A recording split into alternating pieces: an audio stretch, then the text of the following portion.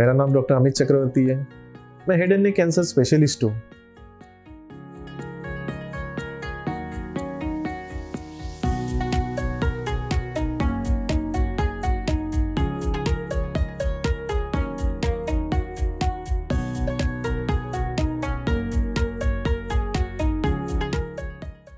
आज इस वीडियो में हम डिस्कस करेंगे क्या स्मोकिंग के कारण थ्रोट कैंसर हो सकता है और किस तरह से होता है और एग्जैक्टली टिश्यू लेवल पे क्या चेंजेस आते हैं जिस कारण से वो कैंसर में सडनली चेंज होता है।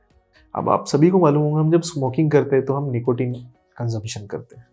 अब निकोटीन में जो एक कंटेंट होता है arachidonic acid, that is one of the notorious content in the nicotine. अब इसका कंजम्पशन आप कोई भी फॉर्म में करो, चाहे आप स्मोकिंग में करो, हुक्का, सिगार या एप्लीकेशन मीन्स तंबाकू रख के, तो आप जब इसका कंजम्पशन करते हो, या कुछ पेशेंट्स हमने देखा है जो रियरली अल्कोहल ड्रिंकिंग भी करते हैं, लेकिन जब जब स्मोकिंग किया जाता है उसका जब धुआं आप इनहेल करते हो तब जैसे वो धुआं इनहेल होकर लंग्स में जाता है और वापस एक्सहेल होता है, तो ये जो रूट है, ये रूट में थ्रोट इंपॉर्टेंट पोर्शन है, मीन्स ये कंडक्टिंग पाथवे है। आप ऊपर से इनहेल कर रहे हो, इसके थ्रू लंग्स में जा रहा है, एक्सहेल कर रहे हो इसके थ्रू, तो ये क्या करता है, हमारी जो म्यूकोजल लाइनिंग है इसको इंज्योर करता है, बार बार इसमें जख्म लाता है, खरोचता है। ये परसिस्टेंटली जब इंजुरी करते रहा तो हमारी बॉडी की मैकेनिज्म होती है जिसे हम बोलते हैं सेल साइकिल मैकेनिज्म। अब ये सेल साइकिल क्या करता है, कहीं भी आपको चोट लगी है ना, उसे रिपेयर कर देता है। लेकिन जब आपको चोट परसिस्टेंटली लगते रहती है और रिपेयर होने से पहले दूसरा चोट लग जाता है, तो जो रिपेयर कैपेसिटी है वो खत्म होके एबनॉर्मल ग्रोथ यानी कैंसर में बनना चालू हो जाता है। कैंसर क्यों होता है? This is abnormal repair mechanism of our cell cycle. Cell cycle के रिपेयर करने की कैपेसिटी से बियॉन्ड उसे डैमेज किया जा रहा है।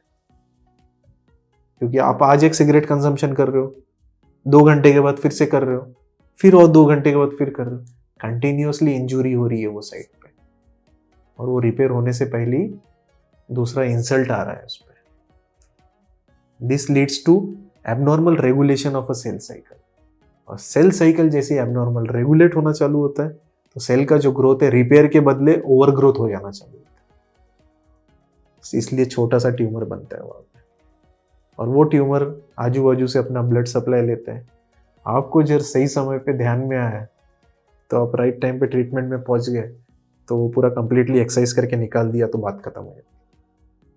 लेकिन कुछ पेशेंट्स ऐसे जो ये पीरियड में इग्नोर करते हैं और अपना स्मोकिंग जो है कंटिन्यू करते रहते हैं। क्या एक दिन के स्मोकिंग से ये हो सकता है? जी नहीं, it requires minimum 3 months and we have seen minimum of 2 to 3 years जो परसिस्टेंटली क्रोनिक टोबैको स्मोकर है या टोबैको कंजम्पशन करते हैं। अब काफ़ी पेशेंट्स मेरे पास आते हैं, सर मैंने तो पिछले 1 महीने से तंबाकू खाना छोड़ दिया, फिर भी मुझे देखो कैंसर हो गया। बॉस, आपने 1 महीने से खाना छोड़ा है, लेकिन आप जो 20 साल या 15 साल सेवन किया है उसका क्या? और ये 1 महीने में साइंटिफिकली आपका जो बॉडी का टोबैको लेवल है वो 0 नहीं हो जाता है। साइंस ने ये बताया जब आपने 10 साल टोबैको कंजम्पशन किया तो 10 साल ही लगता है आपके शरीर से उसका इफेक्ट निकलने के लिए। इसलिए इस वीडियो के माध्यम से मैं ये बताना चाहता हूँ, जो भी यंग हो या ओल्ड एज हो, टोबैको का जब कंजम्पशन कर रहे हो तो आप प्लीज इसे बंद कर दीजिए, क्योंकि आप जब आज बंद करते हो तो उसे उतना ही समय लगेगा जिस दिन से आपने चालू किया था वो इफेक्ट को बॉडी से निकलने के लिए। इस बीच में आपको पूरा रिस्क है कि कैंसर हो सकता है।